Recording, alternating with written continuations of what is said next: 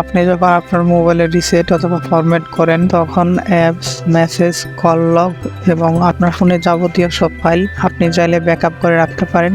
চলুন জেনে নেই বিস্তারিত। প্রথমে গুগল প্লে স্টোরে গিয়ে ব্যাকআপ অ্যান্ড রেস্টোর লিখে সার্চ দিব। এই অ্যাপটা আমরা ইনস্টল করব। সুপার ব্যাকআপ অ্যান্ড রেস্টোর এটা দেখতে পাচ্ছেন মোবাইল স্টোরে পাবলিশ করা। এটা আমরা মোবাইলে ইনস্টল করে নেব। ইনস্টল করা হয়ে গেলে ওপেন করব। তারপর আমরা এটা পারমিশন দেব। যেমন একটা ফোল্ডার আমরা সিলেক্ট করে নেব, যে ফোল্ডারে সে ব্যাকআপ করবেন। আমরা একটা নিউ ফোল্ডার করে নিব। এখানে লিখলাম ব্যাকআপ, ভ্যালু করে দিলাম পারমিশন। এখানে দেখতে পাচ্ছেন অ্যাপস ব্যাকআপ, সেখান থেকে আপনি আপনার ফোনে যত অ্যাপস আছে সেগুলো ব্যাকআপ করে রাখতে পারবেন আপনার গুগল ড্রাইভে অথবা তাদের কোল্ড স্টোরে। আমি সাজেস্ট করব গুগল ড্রাইভে রাখার জন্য। গুগল ড্রাইভে কীভাবে একাধিক জিমেল খুলে আনলিমিটেড স্টোরেজ নেবেন সে সম্পর্কে আমার একটি ভিডিও আসবে, দেখার অনুরোধ রইল। তারপরে এখানে দেখতে পাচ্ছেন এসএমএস ব্যাকআপ, আপনি এসএমএস ব্যাকআপ করতে পারবেন। কন্ট্যাক্ট ব্যাকআপ, কল লগ, আপনার ফোনে যত কল লগ আছে সে ব্যাকআপ করে রাখবে, পরবর্তীতে রিস্টোর করে নিতে পারবেন। এরপর ক্যালেন্ডার এবং পিকচার যদি থাকে পিকচার ব্যাকআপ করতে পারবেন। আমরা এখানে অ্যাপস ব্যাকআপ করবো। অ্যাপসে ক্লিক করলাম, আমাদের ফোনে যত অ্যাপস আছে এখানে দেখাবে। তো আমরা ইচ্ছা করলে যে অ্যাপ আমাদের ব্যাকআপ করা দরকার সেই অ্যাপ আমরা ব্যাকআপ করতে পারবো।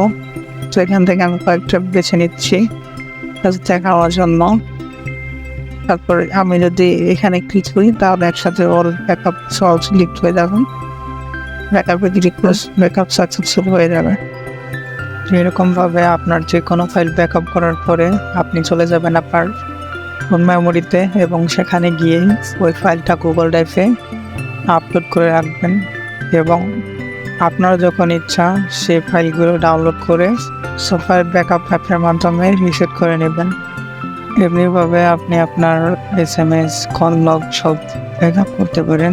ব্যাকআপ বলে ক্লিক করে দেবেন, দেন ব্যাকআপ হতে শুরু করবে। এরপরে আপনি ব্যাকআপকৃত ফাইল গুগল ড্রাইভে রেখে দেবেন। পরবর্তীতে এই অ্যাপটি ইনস্টল করে আপনার গুগল ড্রাইভ থেকে ওই ফাইলগুলো ডাউনলোড করে রিসেট করে নিতে পারবেন।